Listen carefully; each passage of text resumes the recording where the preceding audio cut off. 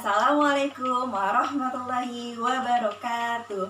Hai teman-teman, apa kabar di hari ini? Semoga teman-teman dalam keadaan sehat dan semangat selalu ya. Oh ya teman-teman, sebentar lagi kita sebagai umat muslim akan memperingati hari besar Islam loh, yaitu hari Maulid Nabi atau hari kelahiran Nabi. Teman-teman tahu nggak Nabi kita itu Nabi siapa sih? Iya, Nabi kita adalah Nabi Muhammad Shallallahu Alaihi Wasallam. Teman-teman tahu tidak bagaimana kisah kelahiran Nabi Muhammad? Gunur punya loh cerita tentang kisah kelahiran Nabi Muhammad. Teman-teman mau tahu tidak bagaimana sih cerita tentang kelahirannya Nabi Muhammad? Yuk kita simak baik-baik kisahnya.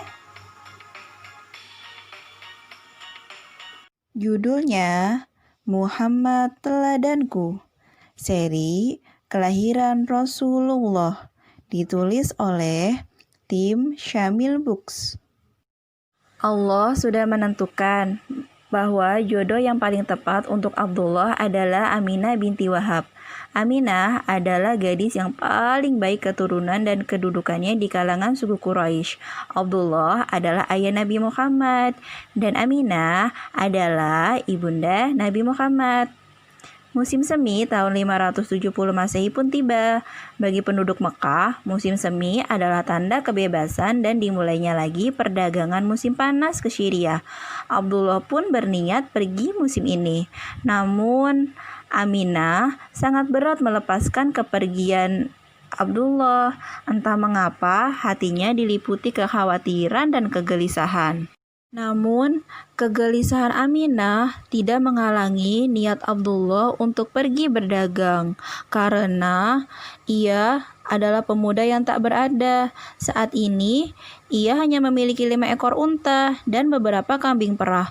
Selain itu, tak ada lagi kekayaan yang dapat menghidupi mereka selain sedikit kurma dan daging kering. Karena itu, inilah saatnya bagi Abdullah untuk pergi berniaga dan menambah penghasilan. Aminah pun terpaksa melepas kepergian Abdullah. Apa yang dirasakan Aminah pun terbukti. Bersama kafilah dagang, Abdullah tiba di Gaza. Kemudian, dalam perjalanan pulang, ia singgah di Yatsrib. Di sana, ia tinggal bersama saudara-saudara ibunya. Namun, ketika kawan-kawannya dari Mekah hendak mengajaknya pulang, Abdullah jatuh sakit. "Rasanya, aku tak akan kuat menempuh perjalanan pulang," kata Abdullah kepada kawan-kawannya. Lalu, ia berpesan kepada kawan-kawannya untuk memberitahu ayahnya bahwa ia tengah sakit di Yatsrib. Kabar Abdullah sakit telah sampai di telinga Abdul Muthalib ayahnya. Lalu, Abdul Muthalib meminta putra sulungnya Haris untuk menjenguk dan melihat keadaan Abdullah. Ketika tiba di rumah paman-pamannya di Yatsrib, yang ditemuinya adalah wajah-wajah duka. "Abdullah telah meninggal," kata mereka kepada Haris. Haris pun menyampaikan berita sedih itu ke Mekah. Melelehlah air mata di pipi Abdul Muthalib. Namun, kesedihan yang paling berat dirasakan oleh Aminah. Apalagi saat itu ia tengah menantikan kelahiran bayinya. "Selamat jalan, Kanda. Kini tinggal aku yang hidup untuk membesarkan bayi kita," isak Aminah. Tak lama lagi, bayi Aminah akan lahir. Bayi yang kelak ditakdirkan Allah Subhanahu wa Ta'ala menjadi orang besar yang mengubah jalannya sejarah dunia. Pada hari Senin pagi, tanggal 12 Rabiul Awal, tahun Gajah, Aminah melahirkan seorang bayi laki-laki. Aminah mengutus seseorang untuk memberikan kabar gembira ini kepada Abdul Muthalib. Abdul Muthalib pun bergegas datang. Ketika mengambil bayi itu dari pelukan Aminah, dadanya bergemuruh dipenuhi rasa sayang. "Kehadiranmu mengingatkan aku kepada ayahmu. Sungguh, di hatiku kini dirimu hadir sebagai pengganti Abdullah," kata Abdul Muthalib. Dengan penuh rasa syukur, ia menggendong cucunya bertawaf mengelilingi Ka'bah. "Aku memberimu nama Muhammad," kata Abdul Muthalib. Muhammad berarti terpuji. sebuah nama yang tidak umum di kalangan masyarakat Arab jahiliyah waktu itu, tetapi cukup dipahami. Sesuai tradisi bangsawan Arab, anak-anak disusukan di pedalaman agar terhindar dari penyakit, memiliki tubuh yang kuat, dan agar dapat belajar bahasa Arab yang murni di daerah pedesaan. Tidak lama kemudian, datanglah serombongan wanita dari kabilah Bani Sa'ad mencari bayi untuk disusui. Di antara mereka ada seorang ibu bernama Halimah binti Abu Dhu'aib. Dia sangat berharap mendapat bayi seorang bangsawan kaya yang dapat memberi ia upah yang layak untuk menanggulangi kesengsaraan yang ia alami. Namun, harapannya tidak terkabul. Hampir semua bayi bangsawan kaya telah diambil oleh teman-teman serombongan mereka.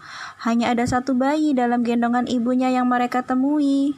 "Namanya Muhammad," kata Aminah kepada pasangan tersebut. "Ia anak yatim, tinggal aku dan kakeknya yang merawatnya." Halimah dan suaminya nampak ragu dan mereka menolak untuk mengasuh Muhammad. Ketika Halimah dan suaminya kembali ke rombongan, mereka melihat semua kawan mereka telah mendapatkan bayi untuk dibawa pulang dan disusui. Melihat itu, Halimah berkata kepada suaminya, "Demi Allah, aku tak ingin mereka melihatku pulang tanpa membawa bayi, dan aku akan pergi kepada anak yatim itu dan mengambilnya." Lalu Halimah dan suaminya kembali menemui Aminah dan membawa Muhammad ke dusun mereka. Aminah melepas bayi mungilnya itu dengan perasaan lega bercampur sedih. Lega karena ada yang mengasuh Muhammad, dan sedih karena harus berpisah dengannya selama 2 tahun. Kemudian Halimah menyusui Muhammad. "Lihat, bayi ini menyusu dengan lahap," kata Halimah kepada suaminya. Setelah menyusui Muhammad, Halimah menyusui bayinya sendiri. Bayi itu juga menyusu dengan lahap. Malam itu keduanya bertambah heran karena unta tua mereka ternyata kini menghasilkan susu. "Engkau tahu Halimah, sebelum ini unta tua kita tidak menghasilkan susu setetes pun," gumam Haris.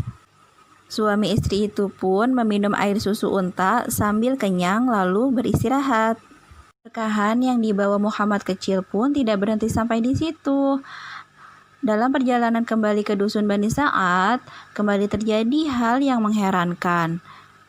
Dari keledai yang jalannya menjadi cepat, sepetak tanah milik Halimah yang tadinya gersang menjadi hijau dan subur, dan domba-domba mereka menjadi gemuk dan susunya penuh, sehingga mereka dapat memerah dan meminum susunya setiap hari. Begitulah keberkahan yang mereka terima selama mengasuh Muhammad. Anak-anak Halimah dan Haris adalah saudara sesusuan Rasulullah SAW. Mereka adalah Abdullah, Unaisah, dan Syaimah. Syaimah bahkan ikut mengasuh Muhammad. Nama asli Syaimah adalah Hudzafah atau Judzamah. Tahun pun berlalu. Kini tiba saat mengembalikan Muhammad kepada ibunya. Alangkah bahagianya, Aminah bertemu lagi dengan putra tunggalnya itu. "Lihat, kini engkau tumbuh menjadi anak yang tegap dan sehat," ujar Aminah sambil mencubit gemas pipi putranya. Aminah memandang Halimah dan suaminya dengan mata berbinar-binar penuh rasa terima kasih. "Kalian telah merawat Muhammad dengan baik. Bagaimana aku harus berterima kasih?" Halimah dan suami saling berpandangan dengan gelisah karena mereka amat menyayangi Muhammad. Selain itu, sejak Muhammad datang, kehidupan mereka dipenuhi keberkahan. Halimah berharap agar Aminah membiarkan anaknya tetap bersama Halimah hingga menjadi besar, sebab Halimah khawatir dia terserang penyakit menular yang sedang mewabah di Mekah. Tetapi hati Aminah bimbang karena dia hampir tak sanggup berpisah lagi dengan putranya. Namun Abdul Muthalib datang. Bangga sekali dia melihat pertumbuhan cucunya yang begitu bagus di daerah pedalaman. "Aku ingin Muhammad kembali ke dusun Bani Sa'ad sampai dia berusia 5 tahun, kata Abdul Muthalib. agar dia di situ belajar berkata-kata dan telinganya terbiasa mendengarkan bahasa Arab yang fasih, sehingga nanti dia akan mampu berbicara dengan kata-kata yang fasih pula. Aminah pun mengerti bahwa dia harus kembali melepas Muhammad demi masa depan putranya sendiri. Namun, ia meminta waktu untuk beberapa hari bersama putranya. Muhammad pun dibawa kembali ke dusun Bani Sa'ad. Namun, di sana dia mengalami sebuah peristiwa yang sangat mengguncangkan. Peristiwa itu terjadi tidak lama setelah keluarga Halimah kembali ke pedalaman. Saat itu, umur Muhammad belum lagi genap 3 tahun. Hari itu, Muhammad kecil ikut menggembalakan kambing bersama saudara-saudaranya. Tiba-tiba, salah seorang putra Halimah datang berlari sambil menangis. "Ada apa?" "Saudaraku, yang dari Quraisy itu, dia diambil oleh seorang laki-laki berbaju putih. Dia dibaringkan, perutnya dibelah sambil dibalik-balikan," jelas salah seorang putra Halimah. Halimah dan Haris segera berlari mencari Muhammad. Mereka menemukan anak itu sedang sendiri. Wajahnya pucat pasi. Halimah dan suaminya memperhatikan wajah Muhammad baik-baik. "Apa yang terjadi kepadamu, Nak?" tanya mereka.